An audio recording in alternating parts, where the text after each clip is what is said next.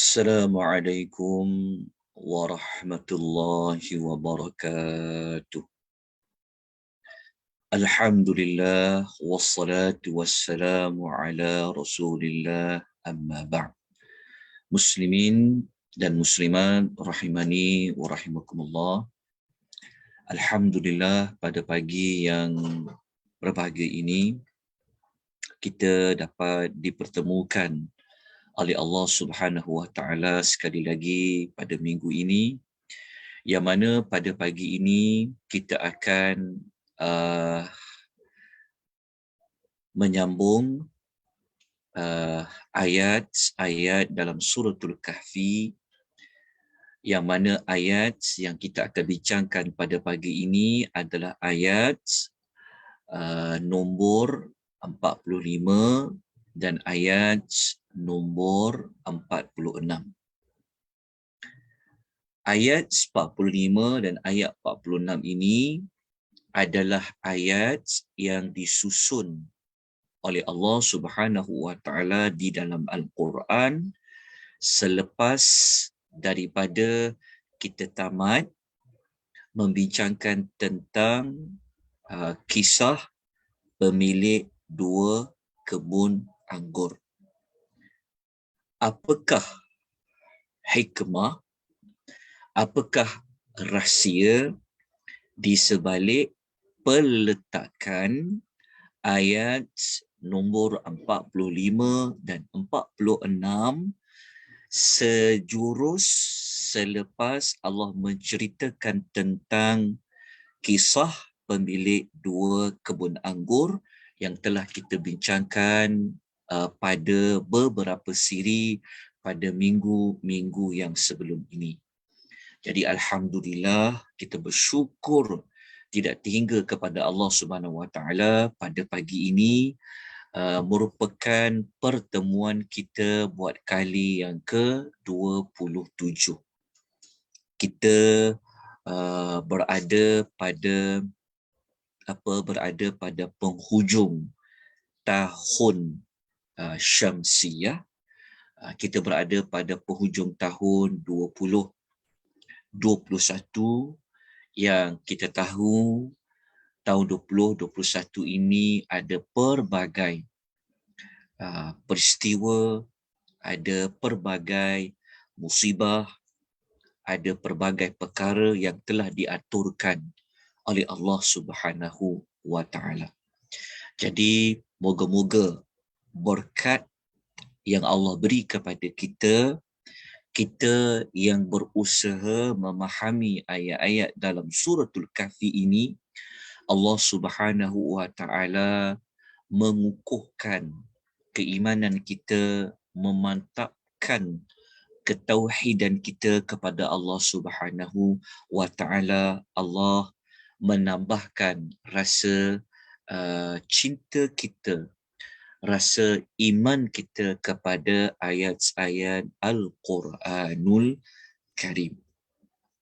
Sebelum itu, tuan-tuan dan puan-puan, ingin saya maklumkan bahawa mungkin akan ada gangguan pada talian Zoom pada pagi ini kerana saya berada di utara, saya berada di kampung Banggul Besi, Pendang.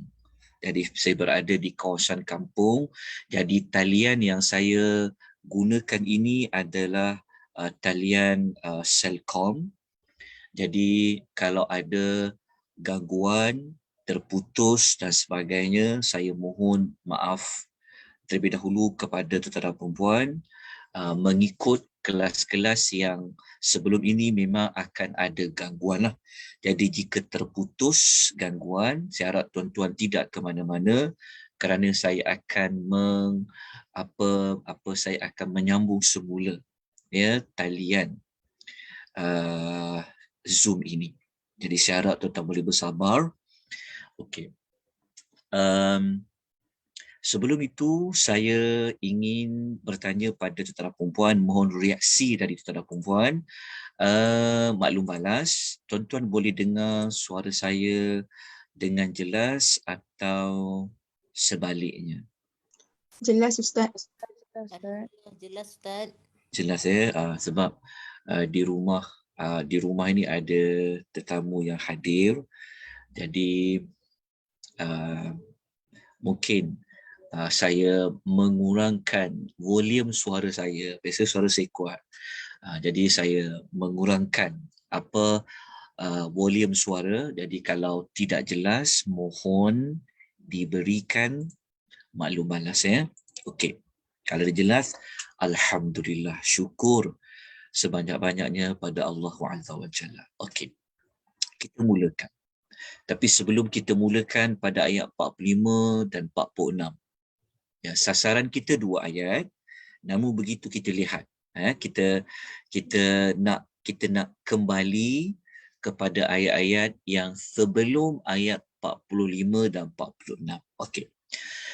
Kita sudah sedia maklum, sesiapa yang mengikuti daripada siri pertama Tadabbur Suratul Kahfi ini, kita telah pun menyenaraikan bahawa dalam Suratul Kahfi ini mengandungi 5 ujian. Perkataan ujian dalam istilah Quran, dia guna perkataan fitnah. Jadi kalau banyak ujian, dia panggil al-fitan. Kalau satu ujian, kita kata fitnah. Banyak fitnah, dia panggil al-fitan.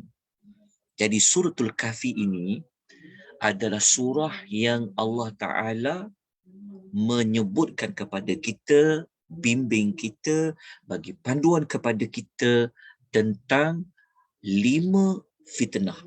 Ada 5 ujian yang kita kena tempuh, kita kena lalui, tetapi 5 ujian itu bukan Allah sekadar bentangkan ujian itu apa, tetapi di sebalik Allah memaparkan ujian yang apa, ujian yang seperti apa, tetapi Allah Ta'ala ada menyenaraikan apakah solusi, apakah cara hendak menghadapi 5 fitnah atau 5 ujian ini. Okay. Sebelum kita pergi kepada apa caranya, apa ujiannya, maka kita lihat terlebih dahulu apakah 5 fitnah ataupun 5 ujian yang Allah Ta'ala paparkan di dalam suratul Al-Kahfi. Okey, kita ulang semula. Okey, yang pertama iaitu ujian terhadap agama, ujian terhadap iman, ujian terhadap ketauhidan kepada Allah. Ujian terhadap agama ini Allah Ta'ala dahulukan dulu sebelum memaparkan ujian kepada harta, terhadap ilmu, terhadap kekuasaan. Ujian terhadap agama ini Allah Ta'ala menyebutkan dalam bentuk cerita benar kisah penghuni gua yang asal-asalnya mereka melarikan diri daripada kampung halaman mereka, pergi bersembunyi di dalam gua.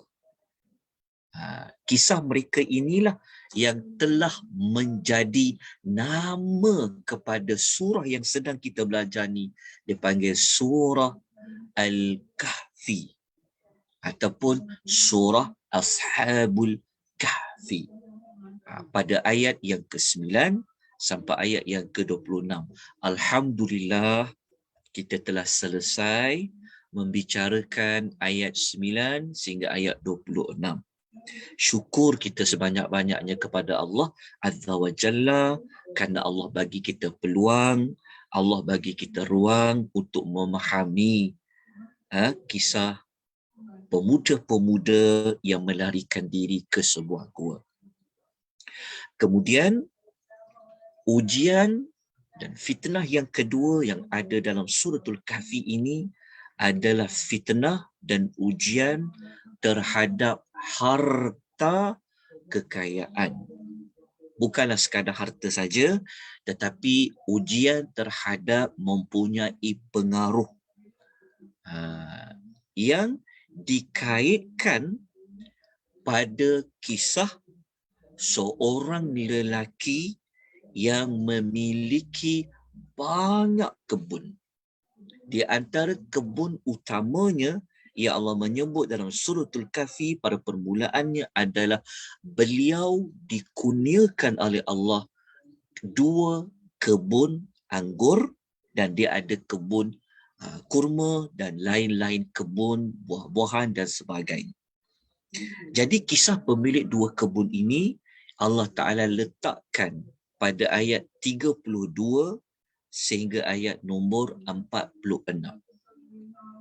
Okey, ayat 32 sampai ayat nombor 44. Maafkan saya, sampai ayat nombor 44. Okey. Kalau kita perhatikan baik-baik ya, kenapa saya letakkan kotak merah ke antara 2 kisah ini? Alhamdulillah, kisah pemilik 2 kebun anggur ini kita telah selesai belajar pada minggu lepas. Maknanya siri ke-20, siri yang ke-26, siri yang ke-25, siri yang ke-24, kita telah menyebut kisah pemilik 2 kebun anggur ni. Okey. Kalau kita perhatikan pada nombor ayat, cuba perhatikan pada nombor ayat. Okey. Tuan-tuan nampak ke nota yang saya paparkan? Kalau siapa tengok pada nota lah. Tuan-tuan nampak tak nota yang saya paparkan di skrin Zoom tuan-tuan dan puan-puan? Tuan-tuan nampak? Nampak Ustaz. Okey, nampak. Alhamdulillah, syukur pada Allah. Okey, kalau kita perhatikan baik-baik ya, cuba tengok ya. Kita tengok pada susunan ayat. Okey, cerita penghuni gua ni, okey, dia sampai ayat berapa? Dia sampai ayat nombor 26 kan? 26. Lepas tu kisah pemilik 2 kebun anggur ayat 32. Bermakna ada ayat selepas 26 ni, maksudnya sebelum ayat 32 ni kan ada ayat kan, ayat lain kan. Sebenarnya ayat-ayat lain ni antara ayat selepas ayat 26 nak pergi kepada ayat 32 ni ada beberapa ayat, betul.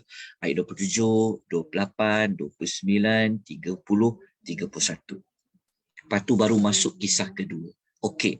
Ayat-ayat selepas 26 sehingga ayat 31 ni sebenarnya berkaitan tentang apa sebenarnya?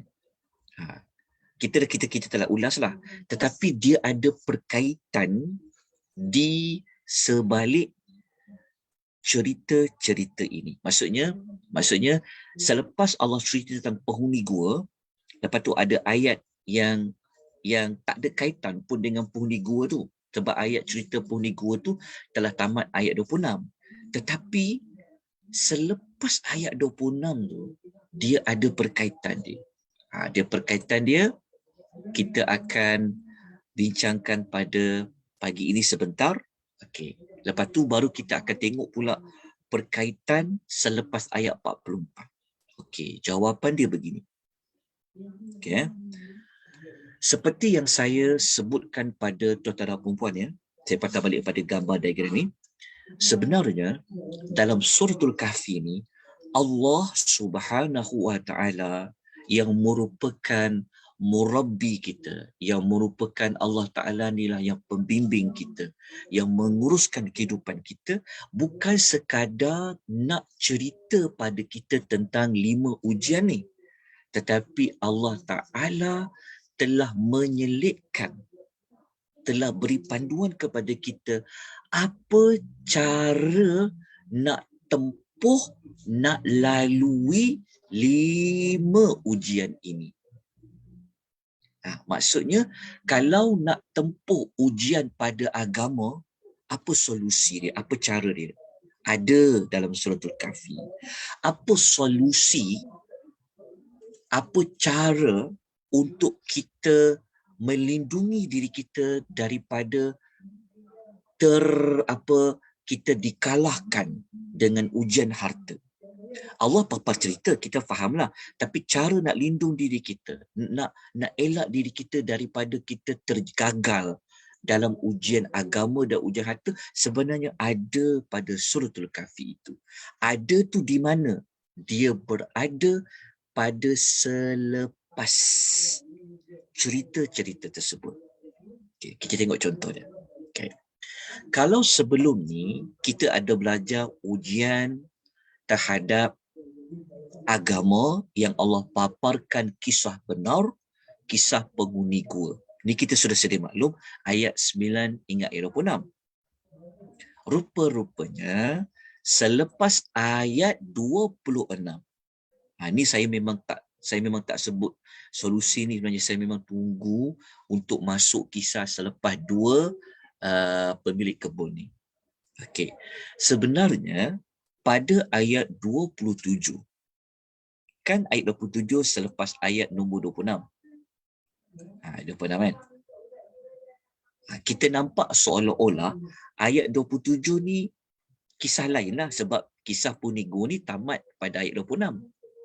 Sebenarnya tidak. Sebenarnya ayat 27 dan ayat 28 sebenarnya masih lagi berkaitan dengan ujian agama. Apa perkaitan dia? Perkaitan dia adalah kalau kita nak lalui ujian terhadap agama, nak kukuhkan iman kita, kan? Kita berada pada penghujung zaman. Jadi macam-macam ideologi yang sampai, macam-macam ajaran yang ada, betul tak? Ajaran sesat, ideologi sesat, kadang-kadang macam-macam. Pemikiran-pemikiran yang boleh bawa kita menjadi murtad, menjadi kita gugur iman kita. Rupa-rupanya ayat 27 dan ayat 28 ini menjadi solusi kepada ujian terhadap agama. Apa solusi dia? Maka ayat 27 yang telah kita ulas, cara nak kukuhkan iman kita, ujian terhadap agama kita, ayat 27 kata apa? Tilawatul Quran. Tilawatul Quran. Tilawah Quran ini bermaksud baca dan amal isi kandungan Al-Quran. Ayat 27. Cuba nanti patah balik kepada ayat 27 yang kita telah belajar. Rupa-rupanya ayat 27 ni diletakkan selepas ayat 26, bukan macam cerita lain. Memanglah dia punya maklumat dia lain, tetapi sebenarnya ayat 27 adalah solusi kepada bagaimana nak menempuh hidup ini kalau Allah beri ujian terhadap iman kita kepada agama kita.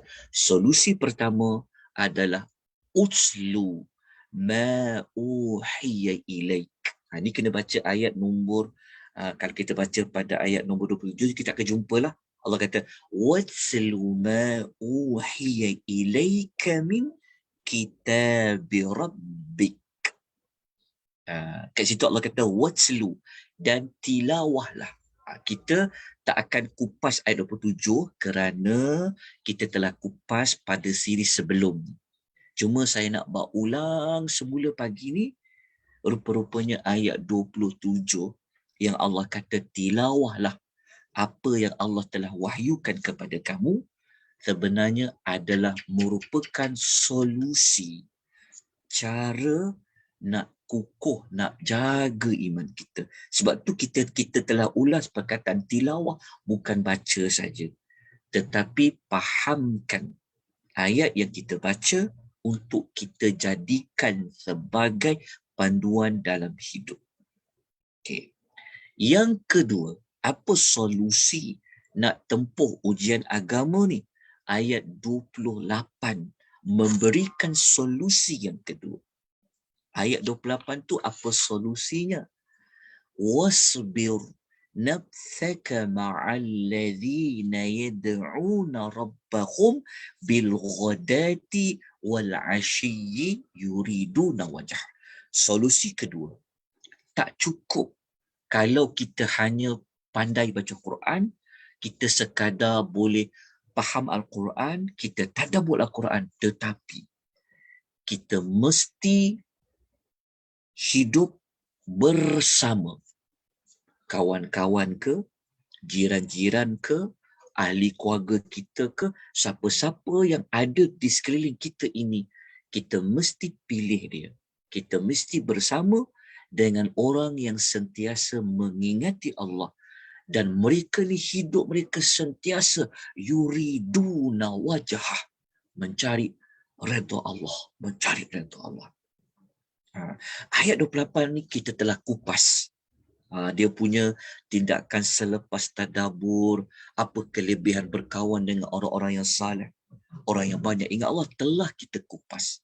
Rupa-rupanya ayat 28 ini bukan sekadar Allah Ta'ala kata bersabarlah kamu bersama dengan orang-orang yang selalu ingat Allah pagi dan petang. Rupa-rupanya ayat 28 ini nak dikaitkan bahawa kalau nak lalui ujian terhadap iman, ya, nak jaga iman kita, biarlah kita mati nanti bertemu Allah dalam keadaan kita mengatakan asyhadu an la ilaha illallah wa asyhadu anna Muhammadan abduhu wa rasuluh. Kita mesti kehidupan kita sentiasa dikelilingi dengan orang yang banyak ingat Allah, orang yang hidupnya mencari redha Allah. Kalau kita boleh buat dua benda ini, ayat 27-28, insya-Allah Allah akan selamatkan kita daripada ujian terhadap agama. Okey. Nampak tak perkaitan dia? Okey, jelas tak? Ada pertanyaan? Okey. Sebelum kita masuk ayat nombor 45 dan 46. Okey. Kalau dah jelas, izinkan saya kaitkan pula ujian yang kedua. Ujian terhadap harta. Okay. Allah Ta'ala telah paparkan di dalam surah Al-Kahfi kisah pemilik dua kebun anggur. Okay. Bukan sekadar Allah nak cerita pada kita tentang ujian seorang lelaki yang dia kaya raya, lepas tu hartanya dimusnahkan oleh Allah. Bukan sekadar itu sebenarnya. Tetapi Allah Ta'ala juga telah memberi solusi. Macam mana kita nak tempuh kalau Allah Ta'ala uji kita, kita menjadi orang yang banyak harta. Kita diuji dengan wang ringgit, diuji dengan pangkat, diuji dengan jawatan. So macam mana kita nak tempuh ujian itu supaya kita berjaya dalam ujian tersebut? Ataupun kalau kita tak diuji pun, orang lain diberi ujian itu, cara kita nak nasihat kepada dia, kita boleh bagi nasihat apa? Nasihat itu berada pada ayat 45 dan ayat 46 yang kita nak pelajari pada pagi ini. Jadi, ayat 45-46 yang kita nak pelajari pada pagi ini sebenarnya adalah solusi kepada ujian harta. Apa solusi itu? Solusi yang pertama adalah ayat 45 menceritakan tentang kebinasaan dunia. Maksud dia nanti kita akan pelajari dengan lebih lanjut lagi, tapi kita dah boleh masuk kepada intipati ayat tersebut. Maknanya kalau kita ada banyak harta, seperti mana kisah pemilik dua kebun anggur tu, kan, dia ada ramai staf dia besar pengaruh dia, dia boleh, maksudnya kalau kita nak jadi orang yang harta banyak tetapi kita ingat Allah, kan? Cara dia apa? Kita kena ingat bahawa kekayaan yang ada tu sebenarnya sementara je. Bukan selama-lamanya engkau akan dapat berada dalam kekayaan tu. Tak selama-lamanya kau akan dapat menikmati wang ringgit yang dimiliki tu. Jadi cara dia macam mana nak bawa kita tak lupa diri, tak lupa daratan. Jadi caranya ayat 45 memberikan solusi dia. Ayat 45 tu nanti kalau kita faham, ingat dunia ini Allah akan binasakan. Jadi kalau kita ingat dunia ni binasa, maknanya kekayaan yang ada dekat dunia tu, kebun-kebun yang ada, rumah-rumah yang ada, sebenarnya kita akan tinggalkan dia. Dia tak lama, dia akan binasa. Kebinasaan dunia, nombor ayat 45. Terjelas kan? Nampak tak dia punya apa perkaitan dia? Lepas tu, bukan sekadar kita faham, ya. Maksudnya kalau kita faham dunia akan binasa, maksudnya tak selama-lamanya lah kita dapat menikmati nikmat dunia ni. Dalam masa yang sama, Allah mengatakan kalau dunia ni binasa, kalau ada binasa, tentu ada yang kekal. Apa yang kekal tu? Yang boleh tolong kita nanti kepada alam yang kekal, iaitu amal soleh. Jadi kat ayat 45 bagi tahu kepada kita selama mana sangat engkau boleh berada dalam kekayaan. Dunia ni akan binasa dan engkau pergi kepada alam akhirat. Okey, kita faham yang itu. Kita pun teringat, oh iyalah, betul lah. Selama ni aku ingat kita akan hidup dengan harta kita saja, dunia kita tak. Tapi kita pergi kepada alam akhirat yang kekal. Tapi nak pergi ke alam akhirat, takkan nak pergi macam tu je. Maka ayat 46 bagi tahu yang boleh tolong kita, yang boleh bantu kita adalah wal baqiyatus salihat, iaitu amal soleh. Kalau sebelum ni mungkin kita ada kebun, kita ada staff, kita ada harta. Harta tu dia tak akan boleh tolong kita nanti di hari akhir yang kekal tu. Yang boleh tolong kita adalah amal soleh. Jadi apabila kita faham dua perkara ni, ayat 45 dan 46 yang kita nak belajar pada pagi ni, maka kita akan terselamat daripada ujian harta. Dan kita pun boleh menyelamatkan mana-mana manusia yang dia sedang diuji oleh Allah dengan kekayaan, dengan kemewahan. Macam mana kita nak bagi nasihat kepada dia? Okey. Macam mana kita nak, maksudnya macam mana kita nak bagi dia ingat tentang ujian tersebut? Kita boleh ingatkan dia tentang kebinasaan dunia ni yang hanya sementara dan yang kekal itu adalah hari akhirat. Dan di hari akhirat yang boleh tolong kita bukan harta, bukan anak-anak, bukan pengikut, bukan. Yang boleh tolong kita adalah amal soleh. Jadi moga-moga penerangan awal sebelum kita masuk ayat 45-46 ni memberikan kita jawapan, memberikan kita petunjuk bahawasanya suratul Kahfi ini merupakan surah yang temanya adalah perlindungan kepada pelbagai fitnah. Sebab tu suratul Kahfi satu-satunya surah salah satu surah selepas suratul Mu'minun yang ada menyebut tentang perkataan syurga Firdaus. Tak ada pada surah lain.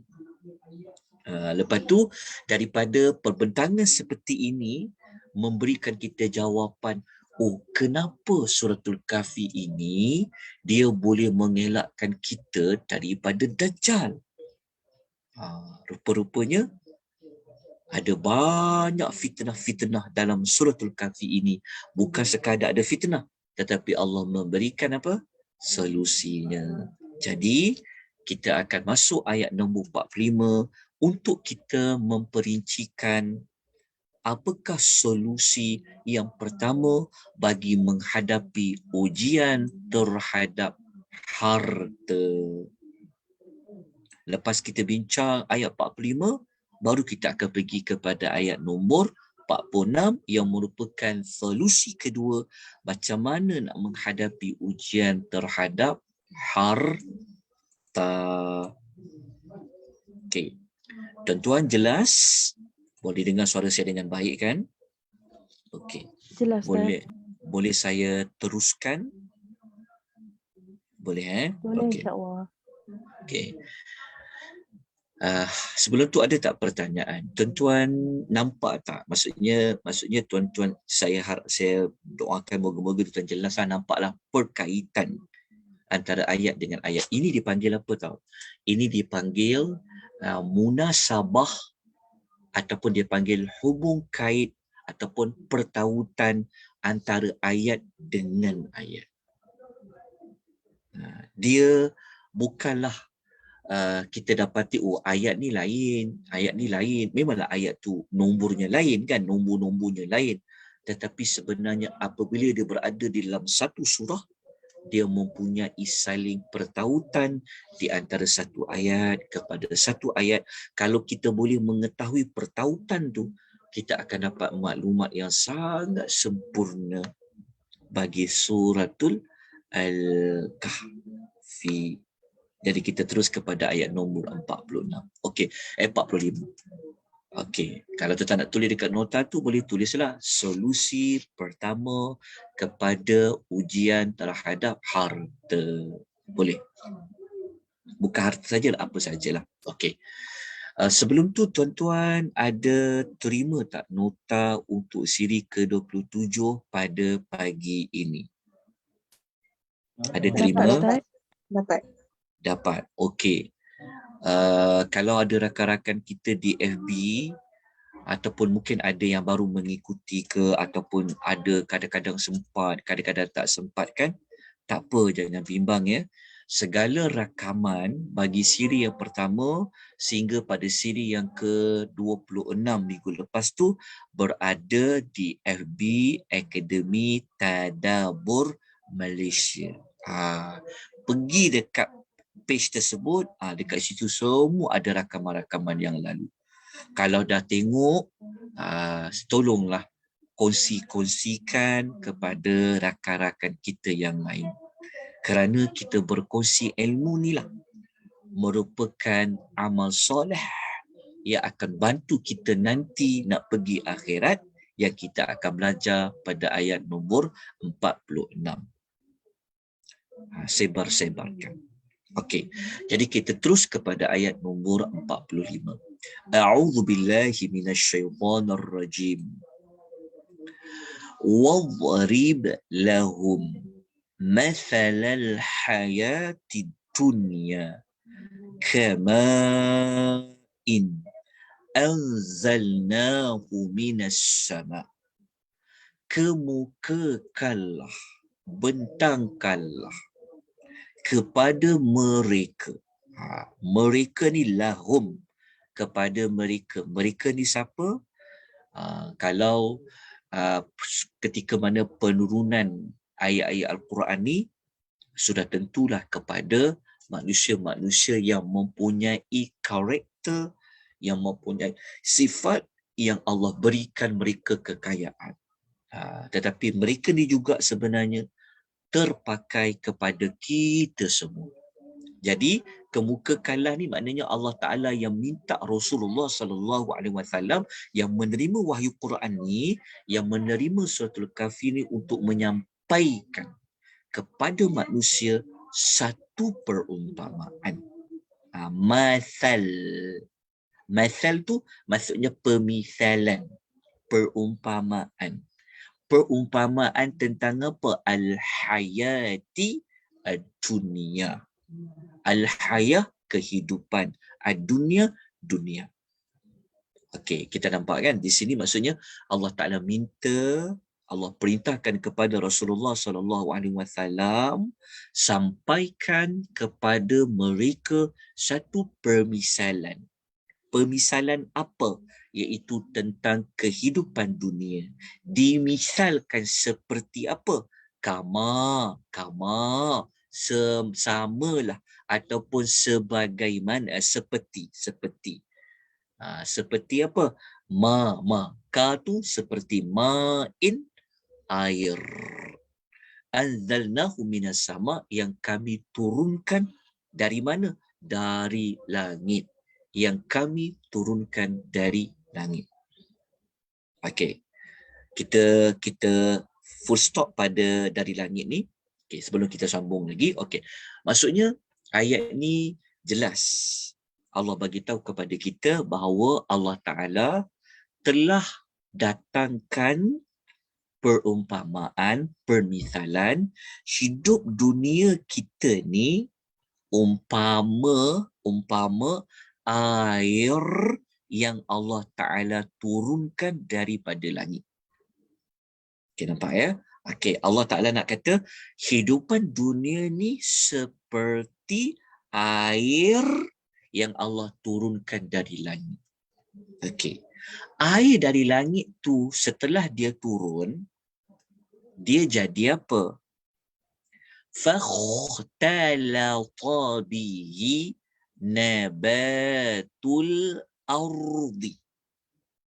Lalu bercampur baurlah air tadi dengan tanaman yang ada di bumi antara satu sama lain. Antara satu sama lain tu maksudnya tanaman-tanaman tu dia bercampur dengan air.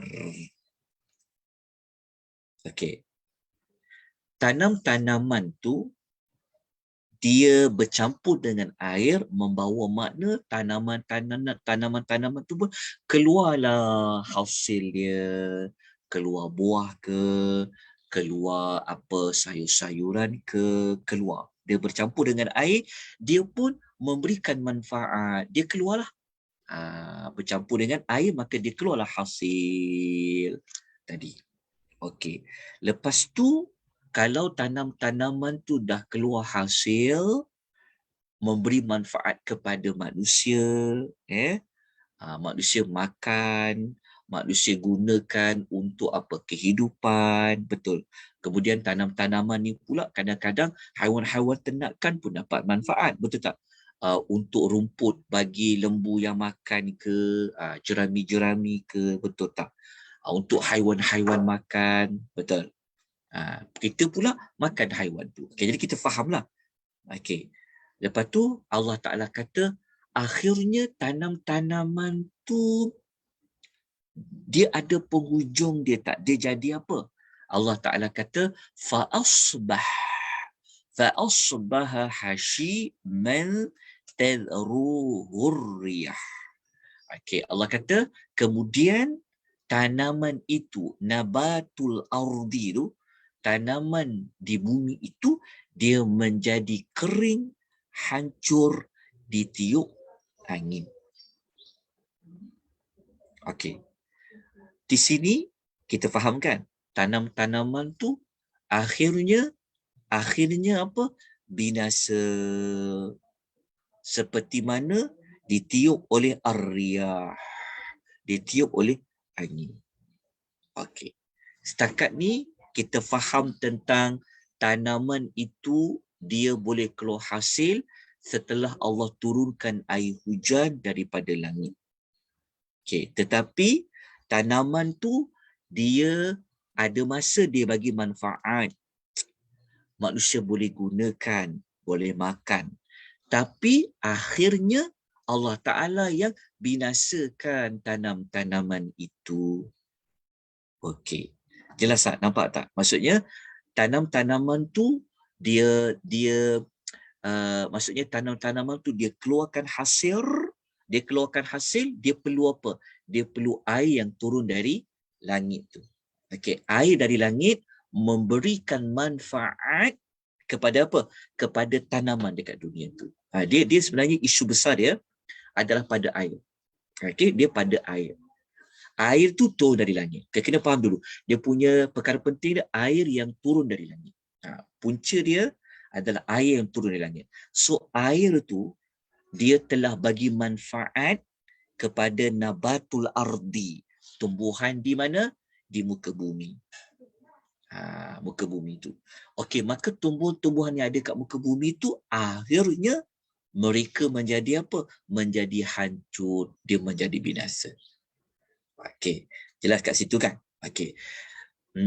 Sebelum kita sambung pada hujung tu, kita kena patah balik kepada potongan ayat yang awal. Okey, Allah mengumpamakan dunia ni seperti air. Kena faham kat situ dulu. Seperti air yang turun dari langit. Kena faham, itu yang utama dia. Okey. Dunia umpama air. Okey. Kita letakkan dunia tu, sebab dunia tu dijadikan perumpamaan dia. Okey, air tu jadikan perumpamaan dia. Okey, air tadi bagi manfaat tak? Bagi manfaat tak?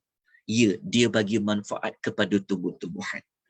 Okey, faham Okey, dunia ni, dunia, hayati dunia, kehidupan dunia ni bagi manfaat tak macam air? Maksudnya kehidupan dunia kita ni dia ada manfaat tak? Dia ada faedah tak? Macam air yang turun dari langit. Jawapan dia ada kan? Betul tak? Okey, jadi kita kena faham dulu. Kehidupan dunia ini seperti air yang turun dari langit. Okey, air yang turun dari langit tu digunakan, ada faedah, ada manfaat kepada nabatul ardi, kepada tumbuh-tumbuhan.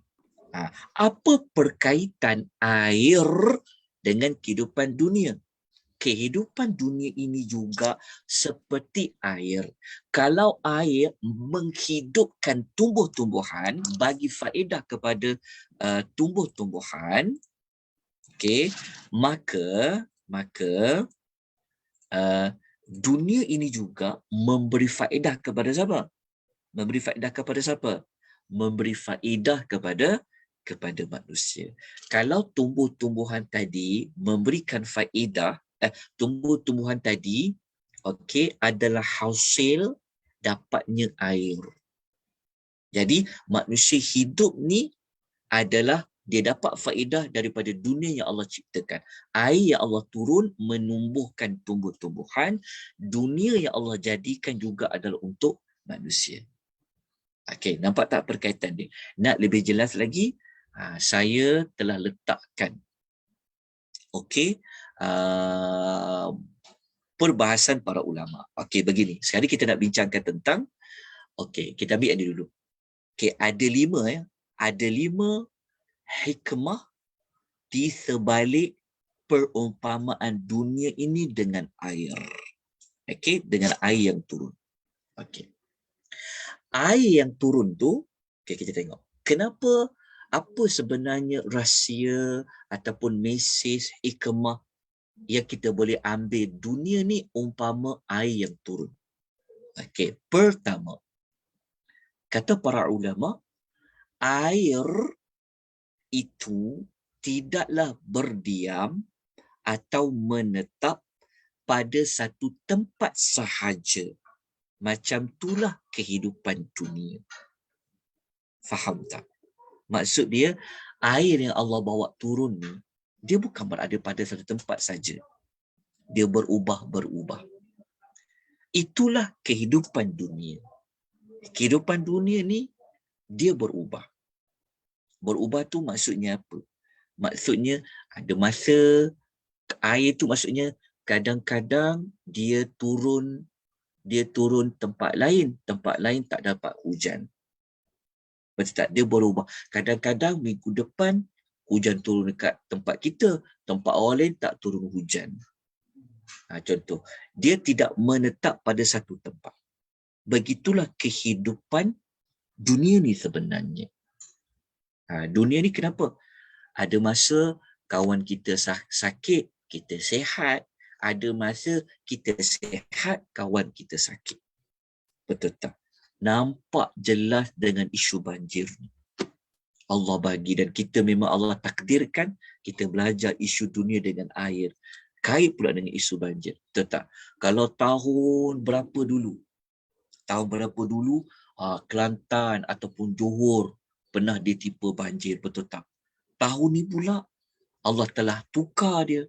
Selangor pula kena banjir, contoh. Itulah dunia umpama seperti air. Air yang Allah jadi itu, dia tidak berdiam menetap pada satu tempat je. Macam itulah kehidupan dunia. Kita tak akan hidup dunia ni satu kala je. Macam tu. Sihat-sihat aja. Tak ada. Okey, nampak tak untuk nombor 1? Nombor 2, air dapat berubah-ubah. Macam itulah kehidupan kita pun sebenarnya. Kita boleh ubah dia. Nak ubah jadi apa? Dia berubah. Air boleh jadi jenis, boleh jadi kotor. Faham tak? Air, dia boleh berubah-ubah. Ada masa banyak, ada masa sikit. Jadi itulah berumpama macam kehidupan dunia kita. Kehidupan dunia kita ni, kita boleh ubah dia. Okey. Boleh nampak perkaitan. Nombor 3, kata para ulama, air itu dia tidak kekal. Begitu juga dengan dunia. Tuan-tuan, kita nampak jelas kan? Masa banjir tu air banyak sangat. Tapi boleh surut tak? Boleh tak? Dia boleh surut. Dunia macam tu juga. Dia bukan selama-lamanya akan ada. Tak. Satu masa dia akan hilang. Kita nampak pada banjir. Duk bincang kan, ni akan surut berapa hari. Petang ni surut lah tu. Itulah air. Yang dia tidak kekal. Begitu juga dengan dunia. Allah Ta'ala boleh keringkan air kat empangan tu.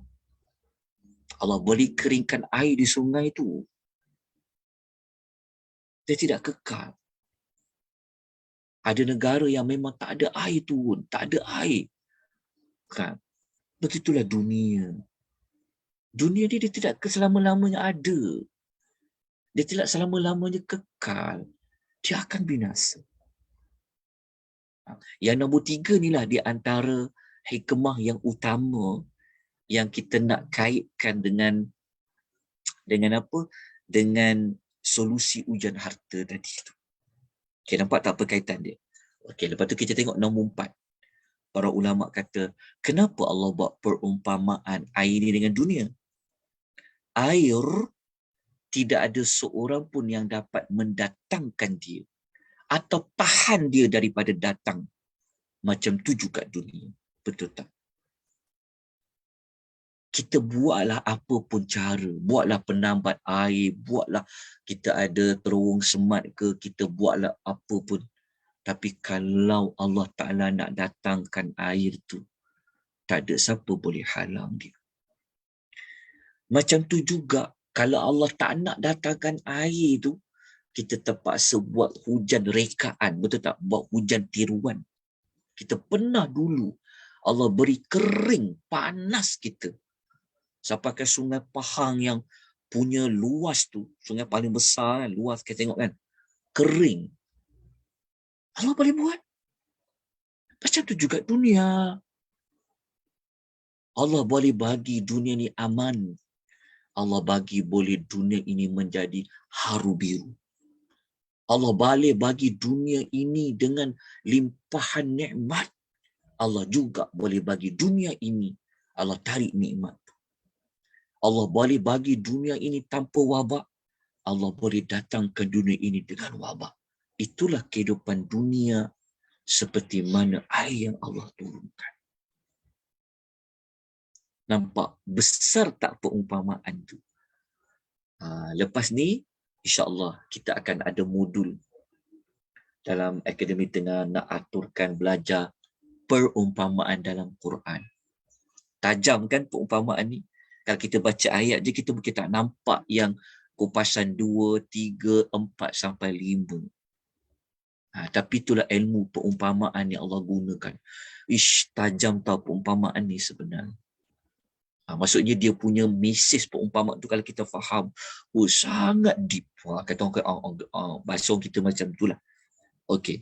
Macam itulah yang kelima, para ulama mengatakan air ni mencukupi. Kalau air tu cukup, dia bagi manfaat untuk menumbuhkan. Tapi jika air tu lebih-lebih, maka dia menjadi mudarat yang boleh membinasakan.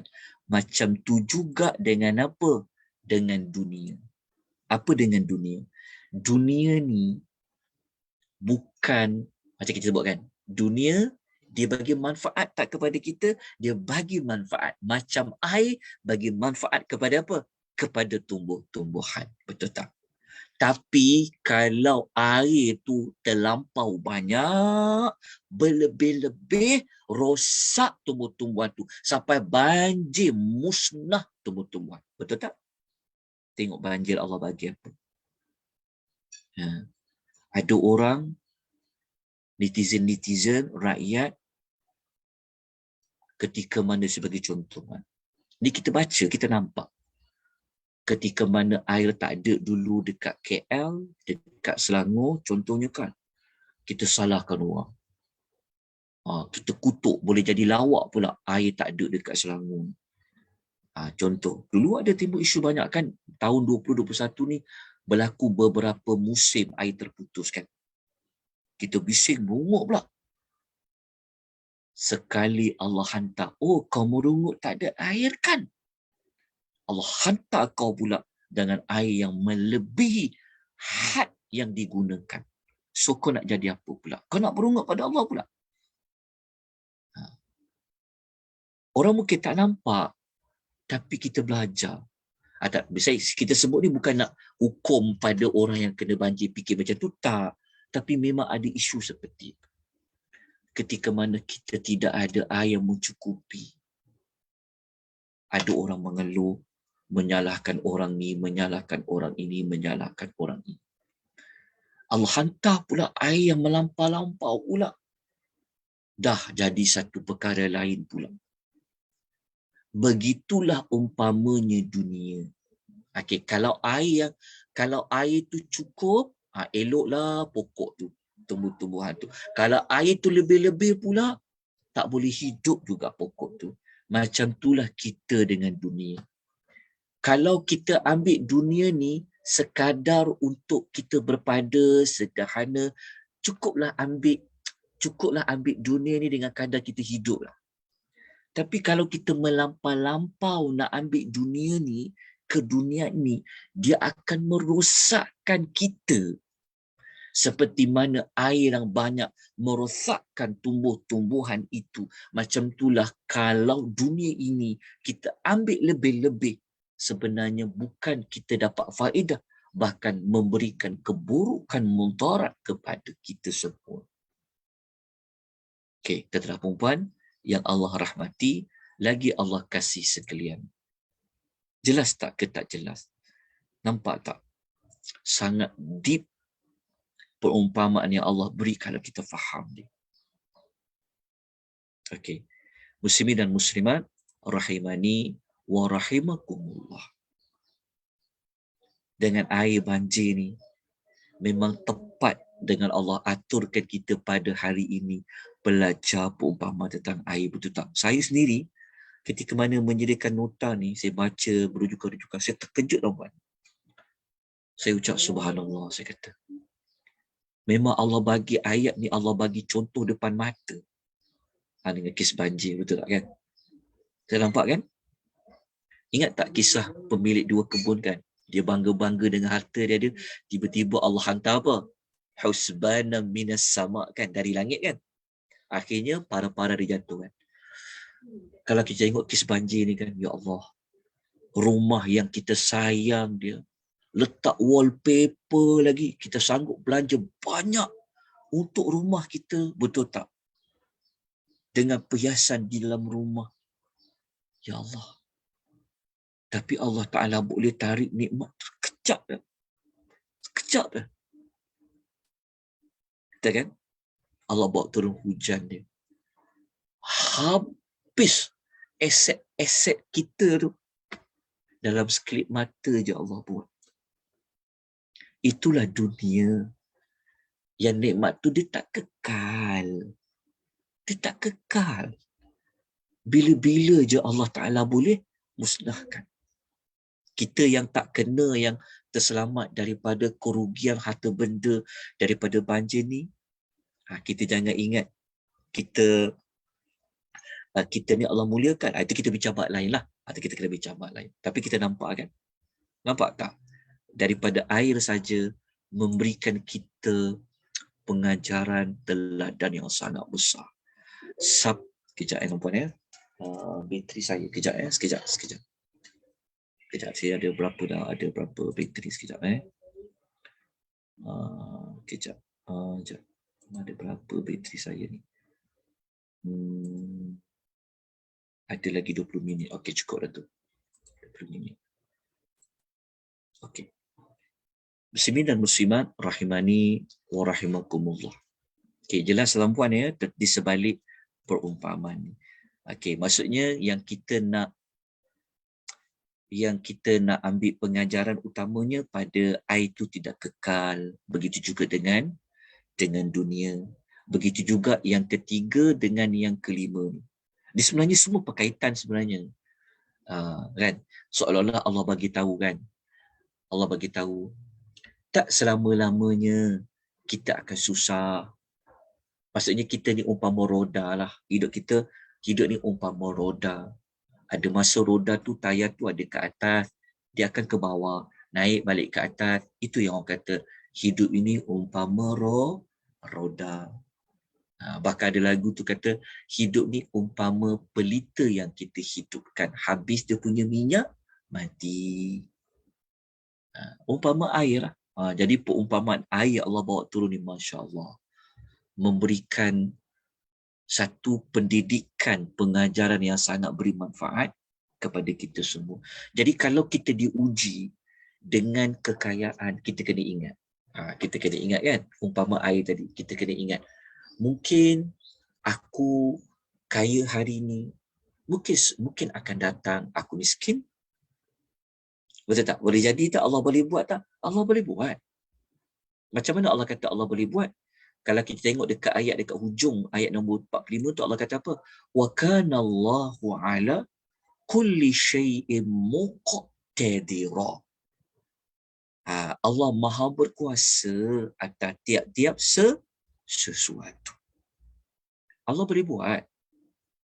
Air itu dia tidak tetap dia tidak berada pada setempat. Macam itulah hidup kita. Mungkin kita ingat hari ini, alhamdulillah, aku sihat. Kehidupan dunia kan. Kita tak tahu. Mungkin Allah beri kita sakit. Mungkin hari ini kita gembira. Kita tidak ada ditimpa seperti mana orang lain. Senang kita. Tetapi belum tentu Allah boleh jadikan kita sebaliknya. Itulah kehidupan dunia yang tidak akan tetap. Tidak tetap tu dia semualah. Nikmat tu bukan kita akan dapat dalam satu bentuk saja, tak, Allah tukar. Ada masa kita sihat, ada masa kita sakit. Mungkin satu hari kita di bawah, kita mungkin di atas, orang kata kan, betul tak? Satu hari kita mungkin di atas, mungkin kita ke bawah, kita tak tahu. Jadi itulah kehidupan dunia. Dan yang paling besar lagi, paling utama dia, klimat dia, kita pernah hidup, kita pernah sakit ke, pernah sihat ke, pernah kaya ke, pernah miskin dan sebagainya. Setahun nanti semua tu hilang terus dunia ni. Adalah hilang. Umpama tadi apa? Tumbuhan tadi akhirnya apa? Dia hashiman tadruhur riyah. Akhirnya dia hancur, ditiup oleh angin. Okey, jadi perumpamaan ini kita tengok dalam diagram satu lagi untuk lagi faham. Tengok ya. Okey, tumbuh-tumbuhan menghijau. Dia hidup sebab siapa? Sebab Allah turun air dari langit. Dunia ini penuh kenikmatan. Berpunca dari siapa? Pun berpunca dari Allah. Tumbuh-tumbuhan menghijau, segar bugar, keluar hasil akan musnah disebabkan angin. Begitu juga dunia penuh dengan kenikmatan akhirnya akan hilang, musnah dengan kedatangan akhirat. Tumbuh-tumbuhan menghijau puncanya dari Allah. Dunia penuh kenikmatan ini juga dari Allah. Tumbuh-tumbuhan akan hilang, musnah adalah juga dari Allah. Musnahnya dunia ini juga adalah dari Allah. Okey. Jadi apa yang kita kena buat tindakan dia. Itu yang kita akan bincangkan tentang tindakan selepas tadabbur, selepas kita belajar ayat nombor 46 nanti ya. Lepas ayat nombor 46 ni baru kita akan bincang tentang tindakan selepas tadabbur. Jadi tuan jelas tak untuk ayat nombor 45 ni? Ayat nombor Jelas, Ustaz. okey. Jadi kalau jelas kita kena pergi kepada ayat 46 lah. Jadi tuan-tuan, kalau tuan jelas, saya rasa tuan-tuan tahu macam mana nak gunakan ayat 45 ni, nak mengingatkan diri kita, nak mengingatkan kepada rakan-rakan kita siapa-siapa pun bahawasanya nampak tak, nampak kan, jelaskan umpama air tadi ingat. Maksudnya kita ingatkan manusia itu di dunia ni umpama air. Gunakan 5 kupasan air tadi tu, dia akan dapat menyedarkan diri kita. Betul lah. Kita ingatkan pada, mungkin kita ada adik-beradik kita yang lupa diri, contohlah. Kita tak pergi orang jauh lah, pergi orang dekat macam kita kan. Kita jangan ingat, masa kita hari ni kita berada di atas, suatu hari nanti Allah akan berada di bawah. Allah Ta'ala banyak tunjukkan kita sebenarnya tahun 2021 ni. Apa itu sebenarnya dunia? Kan? Kita tempuh lah. Bukan tahun ni je. Pada tahun-tahun yang kebelakangan. Okey. Jadi kita nak pergi kepada ayat nombor 46. Okey. Ayat nombor 46 ni, Allah Subhanahu Wa Ta'ala menceritakan tentang kehidupan dunia ini ada apa? Allah kata, al-malu wal-banun zinatul hayati ad-dunya. Okay, kita jumpa lagi tentang apa? Hayati ad-dunya. Okay, Allah kata al-mal. Allah mulakan dulu sebut al-mal. Harta benda. Okay, harta benda ni dia umum. Dia bukanlah apa saja. Aset alih ke, aset tak alih ke, dia termasuk dalam harta benda. Wal mal wal banun, dan anak pinak. Okey, anak pinak. Okey. Harta benda, anak pinak ini dalam kehidupan dunia ni Allah jadi sebagai apa? Zinatu, adalah perhiasan hidup di dunia. Adalah perhiasan. Untuk hias saja, hias. Untuk menghiasi hidup. Anak-anak, harta benda dan anak-anak hanyalah sekadar hiasan di dunia. Untuk ceriakan kita, hiasan menenangkan mata kita, menyeronokkan kita. Allah katakan dia hanyalah perhiasan. Okey. Kenapa Allah Ta'ala dahulukan dulu sebut harta, baru sebut anak-anak? Kita ini dipanggil kaedah apa? At-taqdimu wa ta'khiru. Mendahulukan dan mengakhirkan. Kenapa Allah sebut al-mal, harta benda? Sebab memang tak dinafikan. Semua manusia mempunyai fitrah suka kepada harta benda. Kita sebut harta benda ni dia umum. Harta alih ke, harta tak alih ke, dia termasuk dalam harta benda. Wal banun, dan anak-anak. Allahumma.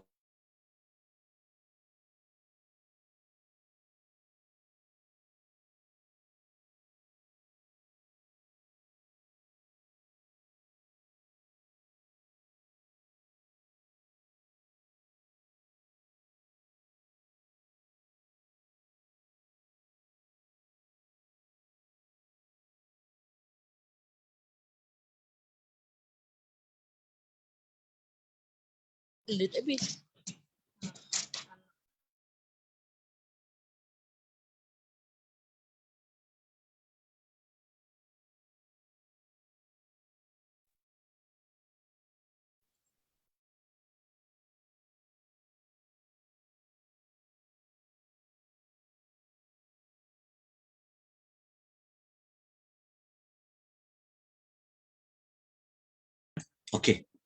Boleh dengar suara saya ya? Dengar InsyaAllah. Ustaz. Mohon maaf ya, mohon Allah maaf. Ustaz. Alhamdulillah, itulah kehidupan dunia. Allah SWT. Okey ya, kita sambung. Okey, kita mungkin tak kupas panjang lah untuk ayat 46 ni ya. Sebab saya bimbang juga line ni dia, bukan line sebenarnya, tadi bukan masalah line sebenarnya. Masalah saya dia punya laptop tu, dia bateri dia save tu banyak. Menyebabkan dia walaupun dia kata 20 minit, tapi dia cut awal-awal. Okey. Jadi kita bincangkan. Okey, so Allah kata al-malu, a'udzubillahi minasyaitonir rajim. Allah kata al-malu wal banun zinatul hayatid dunya.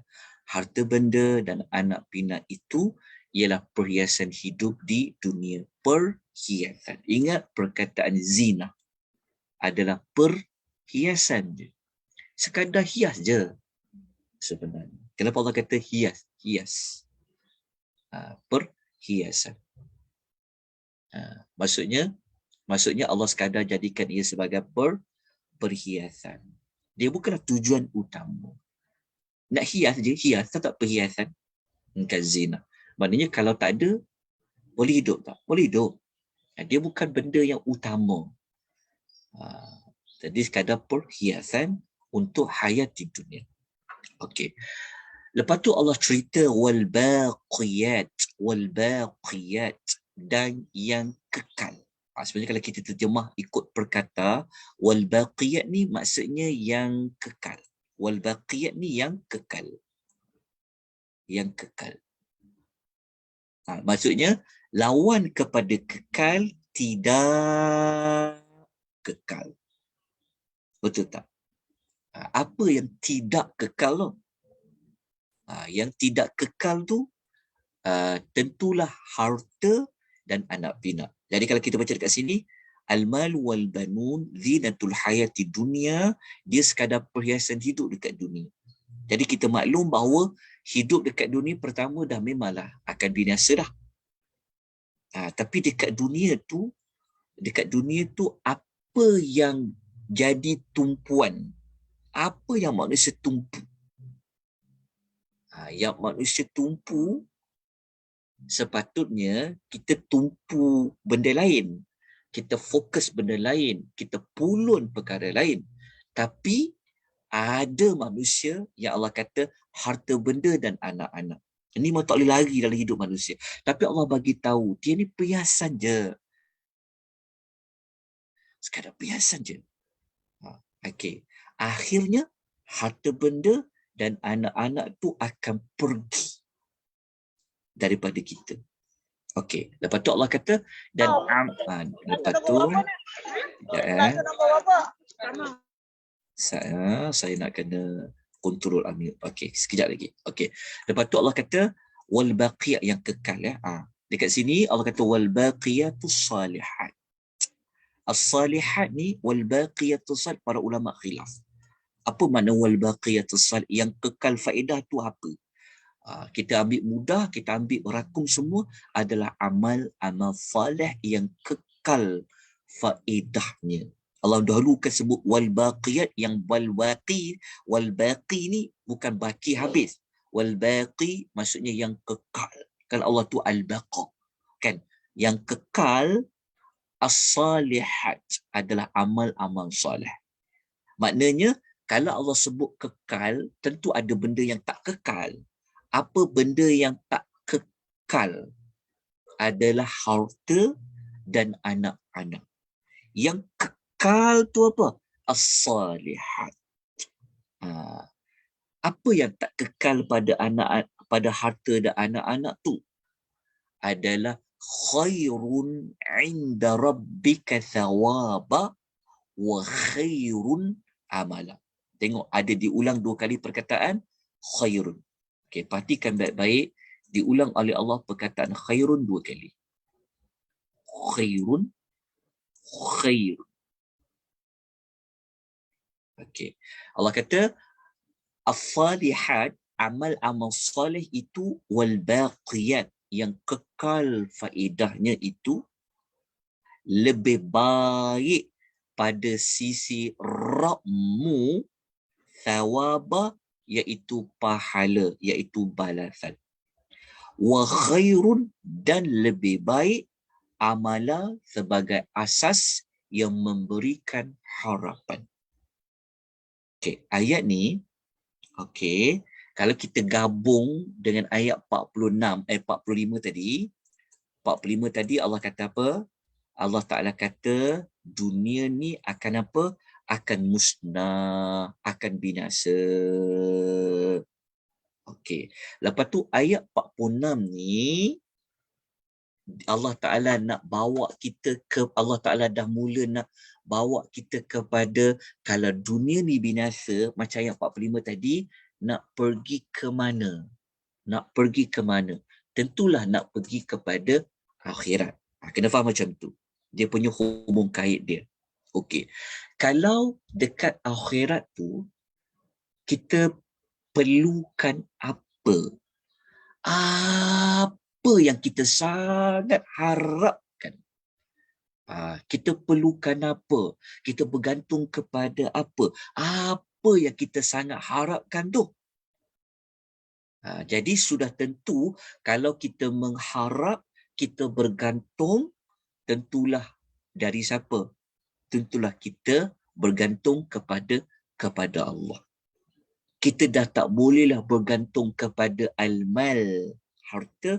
Kita dah tak bolehlah bergantung kepada apa? Kepada al-banun, kepada anak-anak. Kalau dekat dunia sekarang, ada harta, kita boleh survive. Adanya anak-anak, kita boleh hidup. Kan? Anak bawa kita pergi ke mana, anaklah yang jaga kita, anaklah sumber pendapatan kita, terdapat nafkah pada anak-anak. Tapi Allah Ta'ala kata, Allah Ta'ala menggambarkan anak-anak itu hanyalah perhiasan saja. Hiasan saja untuk kamu. Hias saja. Bukan pergantungan yang utama. Faham tak maksudnya? Kalau kita tak ada anak, boleh hidup. Ada orang tak ada anak sampai dia mati, tak ada anak, dia tak ada zuriat. Dia boleh hidup, sebab anak tu bukan tujuan utama dia. Betul tak? Kalau tak ada harta, ada tak orang mati kerana dia fakir? Ada? Kan dia boleh hidup je dengan ala kadar lah. Tapi dia fakir. Dia boleh hidup tak? Dia boleh hidup. Nampak tak?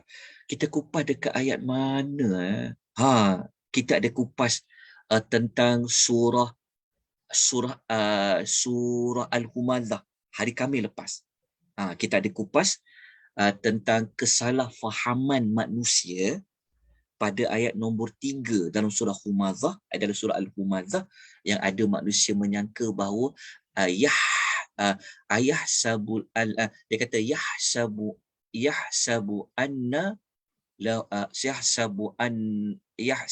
anna ma lahu akhladah.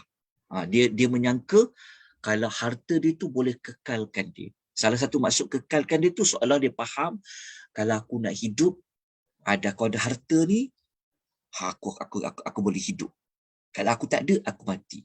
Itu salah sangka. Betul tak? Ada tak orang yang dia harta dia tak ada pun, tapi dia boleh hidup tak? Dia boleh hidup. Jadi Allah kata, Allah nak bagi tahu pada kita, Tadi ingat ayat 45 tadi, Allah, kita jangan asingkan ayat 46 dengan 45. Kerana dia ada cerita dia. Tambah lagi ayat 48 nanti. Dia ada perkaitan dia. Dia macam menyambung cerita lagi. Dia macam memperincikan di antara ayat kepada ayat. Kalau ayat 45 tadi, Allah bagi tahu bahawa dunia ini dia akan binasa dia. Dia bukan kekal umpama air. Yang kejap ada, kejap dia tak ada. Okey, kita faham tadi. Maknanya ayat 45 tu membawa kita kepada langkah pertama, dah pergi kepada alam yang kekal. Tapi alam yang kekal tu, nak pergi kepada alam yang kekal tu, kita perlukan apa? Kita harapkan apa? Kita bergantung kepada apa? Allah Ta'ala bagi tahu as-salihat. As-salihat. Iaitu amal-amal yang salih. Bukan bergantung kepada al-mal wal-banun. Bukan harta, bukan anak-anak. Jadi Allah Ta'ala kata itu bukan pergantungan kau yang sebenar, sehingga kan Allah kata mereka ni, harta dengan anak ni sekadar hias je. Hias.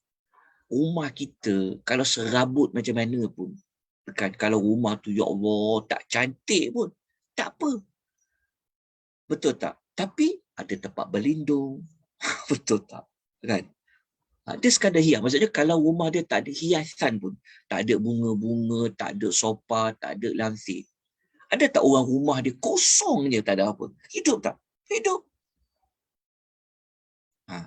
Sebab dia perhiasan je. Tetapi yang tujuan utamanya masa dekat dunia tu bukan tumpu pada perhiasan, tapi tumpu pada apa? Tumpu pada as-salihat tu. Faham tak sebenarnya? Ya Allah Ta'ala nak kata apa pada kita? Jelaskan? Okey, jadi dekat sini kita ulang sekali lagi. Nanti kita kena bincang pengajaran ni pada minggu depan. Minggu ni memang tak sempat lah. Pagi ni memang tidak sempat kerana nak ulas tu panjang lagi. Nak mantapkan kepada kita nak bincang tentang apa pengajaran ayat nombor 45, apa pengajaran ayat nombor 46. Tapi kita dapat kesimpulan dia, Allah Ta'ala nak bagi tahu pada kita yang dapat bantu kita adalah amal-amal salih yang kekal. Menunjukkan bahawa harta kita, anak-anak kita bukanlah yang akan menjadi harapan sepenuh-penuhnya yang boleh dijadikan sebagai apa penolong kita, pembantu kita di hari akhirat. Tetapi apa? Pada amal. Jadi untuk Allah Ta'ala kata amal soleh itulah yang akan lebih kekal faedahnya, itulah Allah Ta'ala nak beritahu pada manusia harta dan anak ni sekadar apa? Zinah. Dia sekadar perhiasan.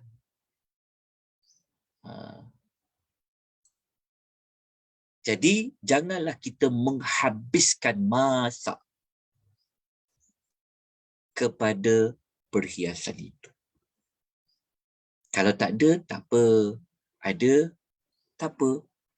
Tapi tujuan utama. Iya, tuan-tuan.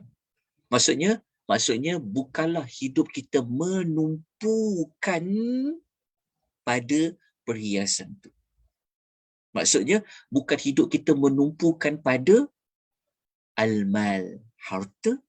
Bukan hidup kita fokus kepada al-banun, kepada anak-anak. Tetapi fokus kita kepada as-salihat. Nanti kita akan kupas.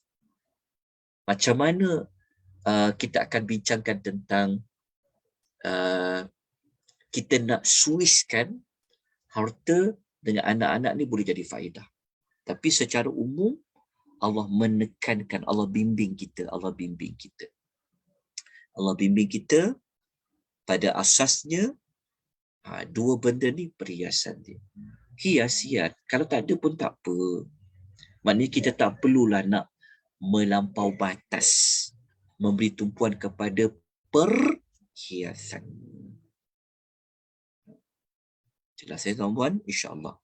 Nanti kita bincangkan lagi ayat 46 ni yang merupakan solusi kepada kita menempuh ujian harta. Okay, ya? InsyaAllah. Nanti kita bincangkan.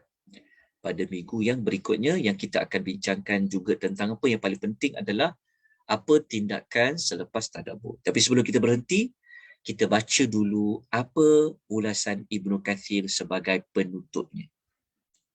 Ibnu Katsir dia kata apa ketika dia ulas ayat nombor 46 ni. Dia kata, menghadap kepada Allah dan meluangkan masa untuk beribadat adalah lebih baik bagi kamu semua daripada kamu kesibukkan meluangkan masa kamu semua dengan perkara tersebut dan sibuk mencari kekayaan untuk mereka. Ada orang dia tak fikir diri dia tahu. Dia fikir anak-anak dia. Betul lah, dari sudut kasih sayang memang ibu bapa dia macam tu. Fitrah dia. Tapi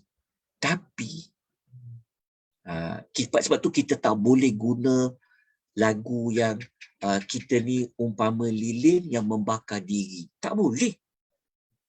Kita tak boleh bakar diri kita, orang lain tak terbakar. Tak boleh. Sebab tu Quran ajar pada kita, ku anfusakum wa ahlikum nara. Jagalah diri kamu dan ahli keluarga kamu daripada neraka. Jangan kita kata, tak apalah aku masuk neraka, jangan anak-anak aku masuk. Tu salah. Jadi waktu Ibnu Katsir kata apa? Jangan kita sibuk mencari kekayaan untuk mereka serta belas kasihan kita yang melampau-lampau kepada mereka. Hidup kita ni habis memikirkan tentang anak-anak. Habis 24 jam kita duk fikir tentang mereka. Sedangkan nanti kita akan bincang, adakah mereka berfikir tentang kita? Sepatutnya kita kena fikir banyak tentang apa? Diri kita. Diri kita. Macam mana aku nak hidup nanti di akhirat? Macam mana aku nak tempuh di hari akhirat? Nampak tak perkataan ni? Keyword dia adalah jangan berlebihan. Nanti kita akan bincang-bincangkan lagi pada minggu hadapan siri ke-28. Saya harap tuan-tuan jelas dengan pesanan Al-Imamu Ibnu Katsir. Ya tuan-tuan, disebabkan kita harta lah. Kita dah sebut siapa yang ikut perbincangan tadabbur surah Al-Humazah ataupun At-Takasur, tuan-tuan dapat kukuhkan lagi maklumat ni sebenarnya. Dapat maklumat ni lagi sebenarnya. Sebab masa Allah bagi 24 jam. Okey. Kita tolak. Waktu tidur berapa jam? Waktu makan-makan dah berapa jam? Waktu kita cari harta dah berapa jam? Berapa lama untuk kita buat ibadat yang khas? Berapa lama? Lama kat mana? Banyak dekat mana? Cuba kita kira. 24 jam tu cuba kita buat kira elok-elok. Kira 24 jam bahagikan. Berapa jam makan, berapa jam minum, berapa jam mandi, berapa jam berjalan, berapa jam cari rezeki, berapa jam. Berapa jam? Cuba fikir. Berapa jam untuk akhirat? Fikir. Kita kali dengan seminggu, kali dengan 30 hari, kali dengan 12 bulan. Kalilah. Kita akan dapati mana yang lebih banyak. Jadi, Al-Quran membimbing kita kat mana masa yang patut kita lebihkan. Kat mana yang sepatutnya kita belanjakan. Dekat perkara apa yang sepatutnya kita memberikan tumpuan. Okey. InsyaAllah nanti kita akan bincangkan lagi pada minggu hadapan. InsyaAllah siri ke-28. Baik, saya berhenti di sini. Jadi kita akan bincang-bincangkan lagi ya untuk maklumat berikutnya. Cuma saya minta tuan-tuan baca dulu ya. Baca dulu tindakan selepas tadabbur ni untuk kita untuk kita memudahkan pengisian pada minggu hadapan. Okay, ada persoalan pertanyaan ke sebelum kita tangguhkan? Ada apa nak dikongsikan pun boleh. Silakan. Ada apa-apa pertanyaan tak yang mampu saya bantu memberikan pencerahan dan sebagainya? Okey, tuan-tuan, jelas untuk pengisian pada pagi ini. Okey. Kalau tak ada apa-apa persoalan, perkongsian, ya. Oh, tak ada suara rupanya, saya minta maaf. Okey, tuan jelas tak? Jelaskan. Okey, ada apa-apa nak ditanya secara verbal ataupun secara tulisan. Okey, kalau tiada, insya-Allah saya mohon ampun dan maaf di atas kelemahan dan kekurangan sepanjang penyampaian saya pada pagi ini. Berikutnya, kalau tuan-tuan ada kelapangan, insya-Allah malam ni kita akan menyambung kisah kronologi kisah Nabi Allah Musa dengan Bani Israel, insya-Allah. Siri yang ke-32 kalau tak silap saya. InsyaAllah malam ni kita akan habiskan tentang macam mana Nabi Allah Musa dia membakar patung anak lembu. Kemudian macam mana Bani Israel mereka kena bertaubat pada Allah. Taubat mereka ni mereka kena buat macam mana? InsyaAllah kita akan bincangkan pada malam ni 9 suku malam.